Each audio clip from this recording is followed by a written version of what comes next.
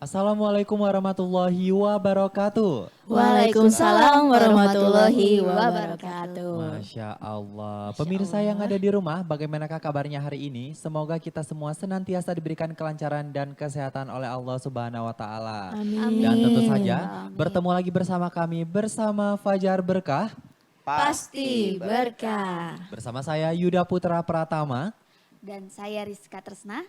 Dan saya Sukma Rosalina. Ya, Dan di tengah-tengah Dan di kita sudah ada Bapak Ustadz Eri Abdurrahim nih. Pak Ustadz Iya. apa kabar? Alhamdulillah baik. Alhamdulillah Alhamdulillah. baik. Alhamdulillah. hari ini kita mau bahas apa nih, Teh Sukma? Hari ini kita akan membahas temanya yaitu cara membentengi diri dan dari berbagai gangguan. Oke, kayaknya nih pembahasan kita kali ini sangat bermanfaat bagi kita yang ada di Iya, sini dan betul. pemirsa yang Betul ada di sekali. rumah nih. Dan tentu Iya. saja karena ini udah ada Pak Ustadz nih di samping kita semua, kita bakal nanya-nanya nih ke Pak Ustadz Iya, tentang betul. pembahasan ini Pak Ustadz. Iya. Dimulai dari saya nih Pak Ustadz. Tadi sudah disebutkan sebagaimana manusia itu selalu ada gangguannya nih Pak Ustadz. Kenapa sih manusia itu selalu mendapat gangguan Pak Ustadz? Iya, gangguan untuk manusia itu adalah ujian ya. Jadi setiap manusia itu pasti diuji oleh Allah Subhanahu wa taala. Jadi dia ada ujian, ada hukuman. Kalau ujian itu untuk menaikkan derajat kita karena kita orang yang taat kepada Allah, kita beribadah kepada Allah, maka akan diuji. Semakin besar ujiannya maka semakin besar juga tingkat keimanan kita di sisi Allah Subhanahu wa taala. Kemudian ada juga yang dia merupakan hukuman. Hukuman itu atas dosa yang kita lakukan. Ketika kita melakukan dosa maka Allah Subhanahu wa taala itu sangat mencintai hambanya. Dia nggak mau kita masuk ke dalam dibangkitkan kelak di padang mahsyar pada hari kiamat dalam kondisi membawa dosa, gitu ya. Jadi cara menghapuskannya bagaimana? Cara menghapuskannya dengan ujian. Jadi semakin besar ujian yang menimpa kita, maka sebetulnya itu semakin besar pula penghapus dosa yang kita lakukan.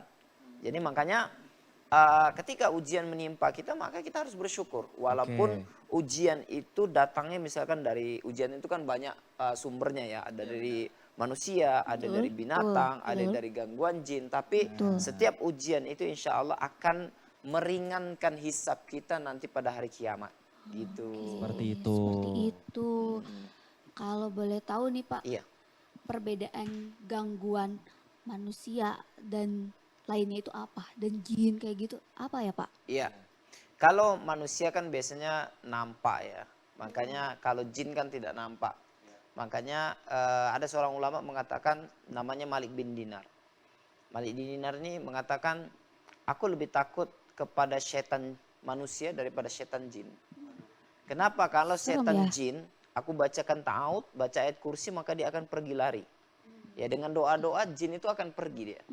Tapi kalau setan manusia, aku bacakan ayat kursi 1000 kali, bukan lari, tapi justru mendatangiku gitu ya.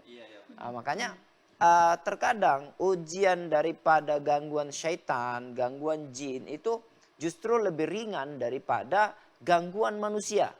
Yang manusia itu jadi setan gitu ya. Iya, iya benar Pak Ustadz. Kenapa? Karena dia nampak dan melawan dia.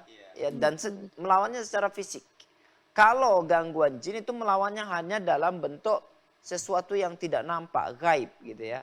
Nah makanya di satu kondisi kita kadang-kadang lebih beruntung kalau gangguan itu dari setan gitu ya. Karena dia nggak Oke, nampak. ya benar-benar Pak Tinggal Ustadz. kita abaikan, baca ta'awud selesai. Tapi kalau gangguan manusia, dia akan nampak dan mengejar dan efeknya itu nyata gitu. Oke, seperti Seperti itu.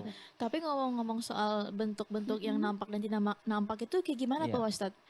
Yang Bentuk-bentuk yang kalau dari gangguan dari manusia dan dan gangguan dari jin.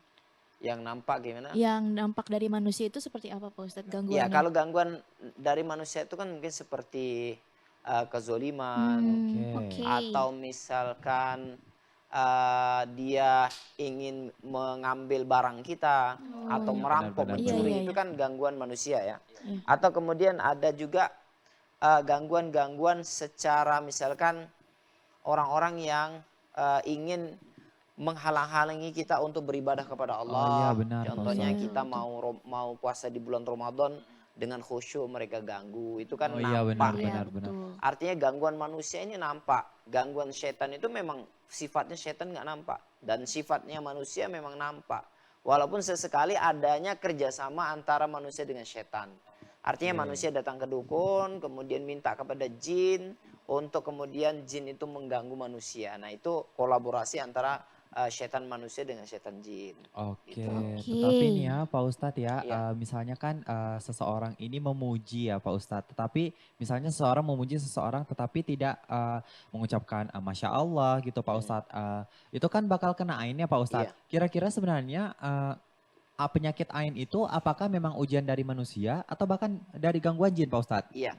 Jadi ain itu ada ain yang terlempar dengan sendirinya, yaitu manusia yang melihat kita, kemudian dia takjub karena adanya satu nikmat yang kita miliki. Contohnya kita baru beli motor baru Iya misalnya. benar Pak Ustadz. Kemudian ada orang nengok kita, kemudian di dalam hatinya ada rasa ingin memiliki dan ada keinginan agar nikmat itu pergi dari kita. Iya Maka benar. kemudian misalkan motor kita yang baru itu tabrakan, kemudian jadi rusak gitu ya. Maka ini kan ain yang terlempar, itulah definisi ain tadi. Oh iya Dia benar. prosesnya nggak tidak bisa terdeteksi, tapi dampaknya nyata ada Iya, gitu iya ya. benar. Maka kemudian apakah itu gangguan jin? Ain itu ada yang memang murni pandangan mata manusia, Iya. ada yang memang jin itu menumpang, ya, Menumpang, menumpang di Menumpang. ain tersebut, kemudian sehingga kemudian gangguannya itu gangguan ain dan juga gangguan jin, seperti itu. Gitu Karena ya. setan itu kan sebagaimana saya selalu sampaikan bahwa setan tuh punya insting, dia Iya, tahu benar. potensi sakit yang ada di dalam diri kita sehingga kemudian potensi itu dia sangat manfaatkan untuk kemudian mengganggu kita. Seperti Oke, itu. tetapi nih ya, aku pengen tanya lagi nih Pak Ustadz ya. Tadi kan kita baru menyinggung soal gangguan yang datang dari manusia. Tapi kalau yang datang dari gangguan jin itu apa-apa aja tuh Pak Ustadz? Iya Pak Ustadz. Ya, kalau gangguan jin itu biasanya seperti kerasukan, Suka. atau sihir, Sihir. atau setidaknya gangguan jin itu dalam bentuk bisikan.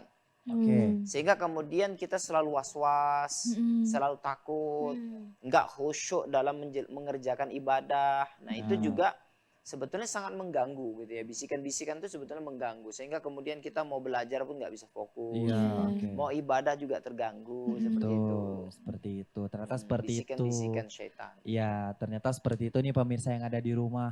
Tetapi nih ya, kita nih pembahasannya masih seger banget ini, masih di permukaan banget ya pemirsa. Jadi masih Dan banyak tentu saja lagi. masih banyak hal yang bisa kita bahas yang akan memberikan informasi kepada pemirsa yang ada di rumah. Dan Betul. tentunya pemirsa yang ada di rumah tetap bersama kami, bersama Fajar Berkah. Pasti berkah.